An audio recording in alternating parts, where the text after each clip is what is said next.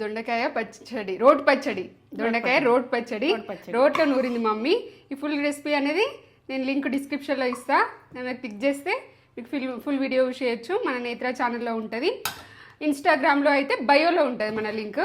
బయోలో click చేస్తే మన channel open అవుతుంది. ఈ రెసిపీ యూజ్ చేయొచ్చు. అసలు ఎంత టేస్ట్ ఉందంటే మాటల్లో చెప్పలేను, అంత టేస్ట్ ఉంది. సూపర్ అసలు.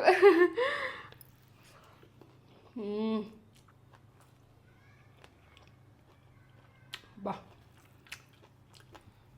కమ్మగా, సూపర్, అమృతం. మస్తు.